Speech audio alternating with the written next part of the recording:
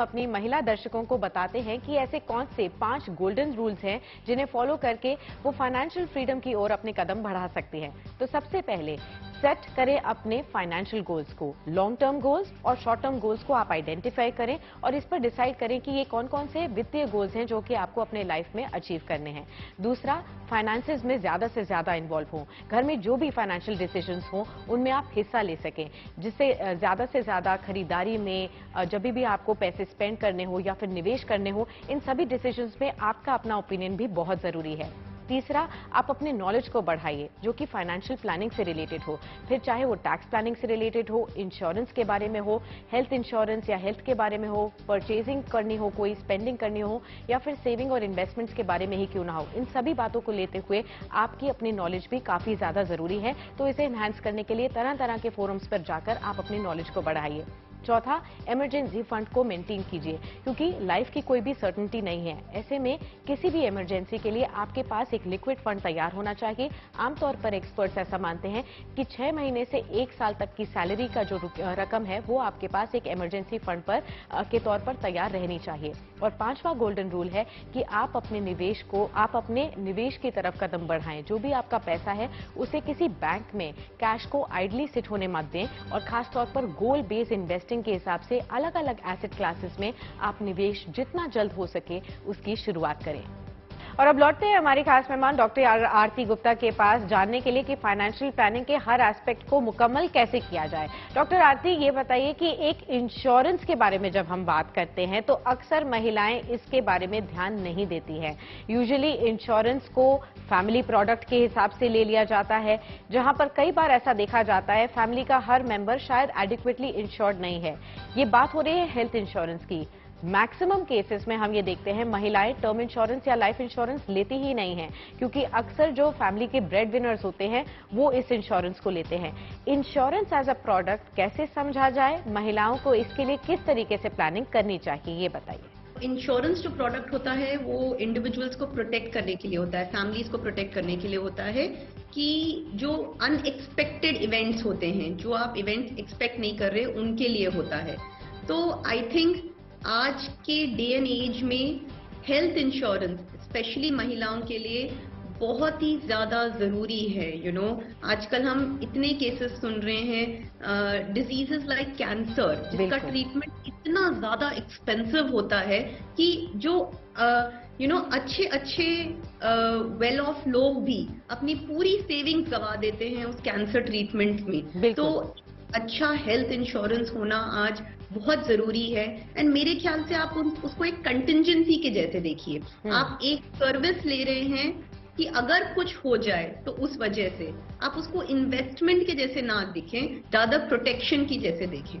तो बहुत ही जरूरी है कि आज महिला हो या पुरुष हो वो एडिक्वेटली इंश्योर्ड रहे। And I completely agree with you कि टर्म इंश्योरेंस महिलाओं के लिए कम होता है क्योंकि usually they are not breadwinners, but it is extremely important कि अगर आपकी इनकम पे या आप पर कोई डिपेंडेंट्स हैं, आपके बच्चे हैं, तो आप टर्म इंश्योरेंस भी लीजिए। बिल्कुल, आपने ये क्लैरिटी देकर बहुत ही अच्छा किया। खास तौर पर हेल्थ इंश्योरेंस को देखते हुए एडिक्वेट हेल्थ इंश्योरेंस लेना बहुत जरूरी है। इसे निवेश के तौर पर नहीं देखिए आप, खास तौर पर आप इसे कंप्लीटली प्रोटेक्शन के हिसाब से देखें। अक्सर लोग इसे निवेश और प्रोटेक्शन दोनों में कंबाइन करने की कोशिश करते हैं, स्पेशली जब टर्म इंश्योरेंस की बात आती है। लोग ऐसे प्लान लेने की कोशिश करते हैं जहां पर उनको कोई ना कोई अपने पैसे पर या निवेश पर रिटर्न मिले, लेकिन इंश्योरेंस आपके प्रोटेक्शन के लिए है। ये बात आपको जरूर ध्यान रखनी चाहिए। अब बात आती है टैक्स प्लानिंग की। ये भी अक्सर महिलाओं के लिए काफी कॉम्प्लिकेटेड होता है और वो अक्सर इसको नजरअंदाज कर देती हैं। इस चक्कर में कई बार उनके टैक्स कंप्लायंसेस छूट जाते हैं या फिर वो सही डिसीजन सही समय पर नहीं ले पाती हैं, जिससे ज्यादा से ज्यादा वो टैक्स बचा पाएं। टैक्स प्लानिंग को लेकर आपकी क्या एडवाइस रहेगी हमारे सभी विमेन व्यूअर्स के लिए?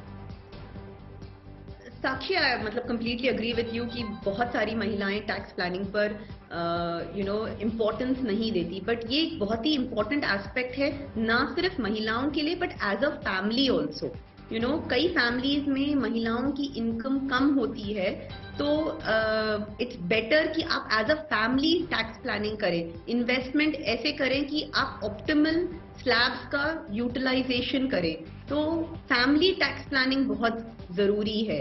और छोटी छोटी चीजें हम देख सकते हैं, फॉर एग्जाम्पल अगर एफडी के रेट्स जो फिक्स डिपॉजिट करते हैं हम लोग, जिन पर 33% अगर आप हाई टैक्स ब्रैकेट में हैं उस पर टैक्सेशन लग जाता है। तो अगर आप फिक्स इनकम फिक्स डिपॉजिट की जगह डेट म्यूचुअल फंड्स में इन्वेस्ट करें जो सेम फिक्स डिपॉजिट के जैसे उस पर इन्वेस्ट करते हैं पर इन्वेस्टर को टैक्स कम लगता है। तो ऐसे प्रोडक्ट्स आइडेंटिफाई करना, स्पेशली अगर आप हाई टैक्स ब्रैकेट में आते हैं, वो बहुत जरूरी है।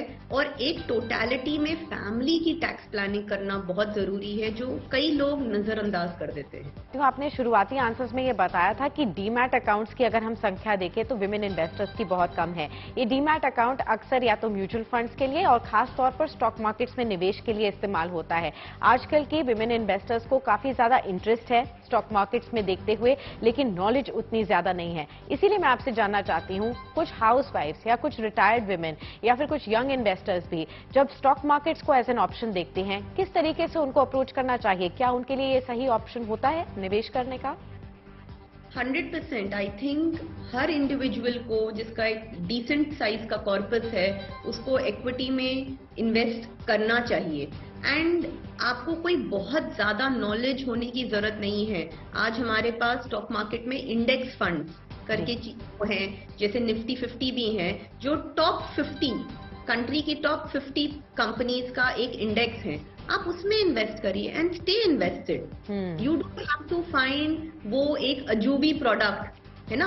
आपको एवरेज रिटर्न्स चाहिए। आपको 10 से 12% का रिटर्न अगर चाहिए तो staying long term invested in good index funds will give you that return. बिल्कुल।